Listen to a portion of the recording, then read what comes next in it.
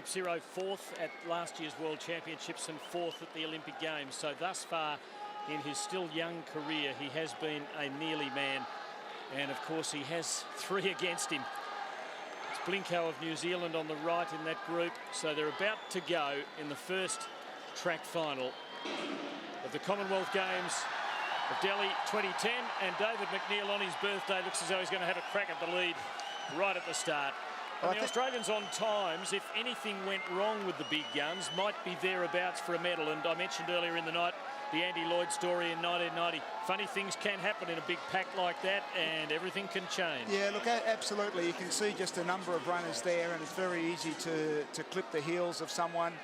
Someone takes a tumble in front of you, and before you know it, you're on the track as well. So you really do need to be very careful. It's often a good idea. These runners will keep their elbows out. They'll actually increase their body space and just give them a little bit more, sort of comfort zone around themselves to make sure that they don't get tripped or trip over someone else. Looks like a very slow pace. Not surprising in these sorts of conditions. I think the runners are probably just settled down. Fine, give everyone a chance to run a lap or two, and then maybe we might see the Kenyans get stuck into it, because the last thing that the Kenyans are going to want is to be caught up in any trouble in the middle of the field.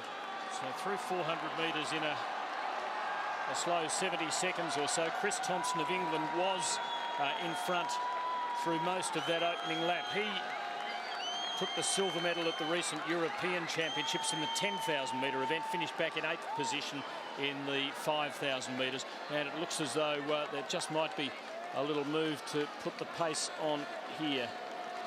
Yeah, look, we've really got sort of the Kenyans out in front in terms of times, and then we've got our 3 Aussies, and we've also got a great runner from England, Chris Thompson, as you mentioned, Tim. Also a good New Zealand runner, Adrian Blinko. He's run 13:10 as well. He's only run 13:26 this season, so he's probably not quite in as sharp a shape as he was back in 09 when he ran his PB. And at the front there in the orange, we've got Moses Kipsiro. This is interesting. I mean, he's making a move early on. He's really dictating terms as he takes them through 800 metres, and they went through that second lap significantly faster than they went through the first, although now he's slowing them again. Yeah, look, you can see he's moved right out into lane 2. He doesn't really want to be in the lead, but it is a good, safe place to be. As you'll see, the pace will concertina. It'll pick up and then it'll slow down. The group will gather up. They'll be strung out. And it's this uneven pacing that really separates these championship races from the big fast races in Europe and even the fast races in Australia, where these guys have pacemakers. They have pacemakers who are paid to set up the race and run good fast times. And this is a completely different sort of racing, especially even in these tough conditions, these tough, hot, balmy conditions. It's a completely different animal that performs really well in these situations, and you've got to be really smart. You can see our Aussies there on the outside in the yellow singlets. They're running a good, smart race. You don't want to be caught too early on the inside lane or right on the inside part of the track, because if there is a move made, you'll get boxed in, and before you know it, you'll be 30 metres behind. It's like Simucheka of Rwanda. The Rwandans competing at their first ever Commonwealth Games have only joined the Commonwealth in recent years, and they're only the second country to actually join the Commonwealth without any connection historically to Britain. That's not terribly relevant to this race, but just a little bit of the history of the growth and the change that has occurred in what used to be the British Empire. So, well, distance running is one of the great sports of mankind on this planet, and you can see the wonderful representation that comes in this sport from all of our African brothers and sisters. They really are amazing endurance and distance runners, and it's great to see someone from Rwanda able to get up here and match it. You can see he's sort of tossing around a little bit, not nearly the same smoothness in terms of his running style. It's so warm here. You can see that they've even placed water stations out on the outside of the back track, the back straight there, which is really quite unusual. It's just an indication of how warm it is here tonight. You've been out on the track a couple of times of a morning, Deke, and you've been quite alarmed at the level of smog and concerned for the marathoners. Yeah, look, the marathon's starting at 6:30 in the morning for the men and 6:45 for the women. And we've been out for a couple of runs about that time, and it is unbelievably oppressive. You can see even these guys now are soaked. The sweat is really dripping off them. And I'm really concerned about what happens to our marathon runners, because it is really going to be tough out there. Now this is a runner from Lesotho, Ramalefi Motsialawa, who has made a move and for a moment clapped on a bit of pace. Yeah, suddenly he slows and they bunch again. Yeah, you'll see a few of this because the pace is really quite slow. It's often a little bit of adrenaline. You're here representing your country in a major championship. It's a huge, beautiful, big stadium under lights. The crowd, the Indian crowd, even though it's not a long way from being packed in the stadium, as we've seen in a couple of the other races, they sure can make a noise, and that in this stadium really reverberates all around. And all it takes is a little bit of adrenaline when you're feeling good, and you put in a bit of a surge and go to the front, and often it won't last because all of a sudden you realise you've picked up the pace a bit, and it is it's a little bit uncomfortable, so you've still got a fair way to go, so quite happy to drop back. Well, they've gone through 2K, and the pace is at around the 14-minute mark, and these conditions obviously are intimidating. This is really slow, yeah. I mean, I'm really surprised. I really thought that the Kenyans would work together as a team. They're renowned for working as a team in races like this. Often one will be chosen to almost sacrifice himself as a pacemaker and go out. And I really thought that would be the tactics that they would have chosen.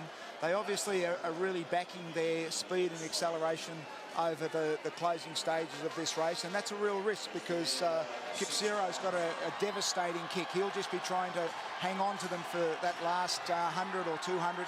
Here goes one of the Kenyans now, Kip2. So a change does occur. Kip2 and Yator goes with him, and Kipsiro responds, as does Kipchoge. So the three Kenyans are there. Thompson not far away, and the Australians just back a little, just lost in the rush for a moment, but not losing touch. It's Ben St Lawrence, Collis Birmingham just coming up on his inside, and McNeil is the third of the Aussies. Now the Aussies really need to try to maintain contact here. The pace is going to pick up now, and they really need to try to stay with that lead group and just be dragged through if they possibly can. Poor old Dave McNeil seems to be struggling a little bit. I heard he had a little bit of a tummy problem last night, so he may not be quite 100%, but the others should be able to handle this pace. Collis and Ben really need to just try to hang on as the pace starts to pick up and really try to be dragged out. But you can see just the class of these guys opening up a lead already, and we're just going to see the pace quicken up as they get closer and closer to the closing stages. Looks like a Zambian runner, Wamulwa, Tony Wamulwa, who remains in the bunch of five with the three Kenyans and the Ugandan Kipsiro. But the pack has closed in, led by Collis Birmingham, which is a good sign, and he's ahead of the Englishman Thompson. As they go through 3K in 8:23, that kilometre just a little bit quicker. The first two were at around about 2:49, that was about 2:45, so a marginal pickup in the pace. I think Kipsiro, the Ugandan in the front there, is quite happy for a slow pace. So the Kenyans went to the front, picked up the pace a little bit. Kipsiro managed to get back up to the front, and he slowed it down. He's more than happy for this to be a slow race so that he can use his devastating acceleration and speed over that last lap. So it's Kipsiro, Yator, Kip2, Kipchoge there as well. In fact, he it is who moves up into third now. Birmingham well placed and looking good. Yeah, Collis is running really well. He just needs to hang on to this group. Just try to run a smooth pace. As the pace changes, you don't want to get caught putting in incredible accelerations and bursts. You want to try to maintain a good even pace if you possibly can. But you know, this is going to become a really tactical race, which is great. This is really what we want to see. We want to see these great athletes racing shoulder to shoulder over the closing stages of this 5K. So just under 1,600 or just over 1,500 metres to run. Kipsiro of Uganda, Kipchoge of Kenya moving up on the outside of Yator. Still the Zambian Wemulwa is there, coming off a PB of just under 13.26. So he's doing well to hold his ground. Collis Birmingham has achieved a personal best around the 13.11 mark recently, and he's running confidently. He is running well. They've got 3.5 laps to go now. So as it starts to come down into this the main straight here to get the 3-lap to go sign, this is, I think, really, I'm still expecting the Kenyans to have a bit of an early go, and hopefully Collis can hang on. So Kipsiro still leads. What a tall order it is to take on the Kenyans one out, as the Ugandan is attempting to do. I read a tremendous story about him recently, the man in the yellow shirt in front. He'd been, I think, training in Ireland with 3 laps to go. He still leads. He was travelling home to Uganda, flew to London and then on to Kampala. Got off the plane, collected his luggage, walked 3 miles to his car, was relieved to find that it wasn't vandalised, and then headed off on the 5-hour trip to where his family lives. The last 2 hours over a steep, potholed uphill incline, and eventually arrived home to his wife and son, his mother and father, his 4 sisters and 8 brothers. And his running, of course, helps sustain their little farming enterprise. I couldn't help starting to barrack for him as I read the story. And he it is who leads as they're into the last kilometre of 5 in this Commonwealth Championship. Yeah, look, it just goes to show how tough these men are. You know, we think we've got it pretty easy back home, and you know, it's track and field is struggling a little bit to capture the most talented athletes in Australia, because the international scene is so hard. Here they're coming up now to get 2 laps to go, and still there's a big bunch there, and Collis is right there with them, and Kipsiro still maintaining to hold the Kenyans back. Well, this is a tremendous performance by Collis Birmingham. He's put himself there with a medal chance. There are 6 of them in that group. 1 from Uganda, 3 from Kenya, 1 from England, Chris Thompson, and Collis Birmingham still going strongly with about 650 metres to run. We've got a great 5,000 climax coming up as they reach the 200 point with a lap and a half to go. Come on, Collis, you've just got to hang in there. Thompson at the back there, the English guy, looks as though he's just struggling a little bit. He's a very strong runner, so he'll be tough to shake. But if you can just, Collis, if you can hang on to that lead group of Africans, then there's a good chance that you might be able to break Thompson and get away. And then there's, you know, who knows whether you can finish on strong and grab a medal, although the pace is picking up now. Yes, with 1 lap to go. Looks as though it's down to 4.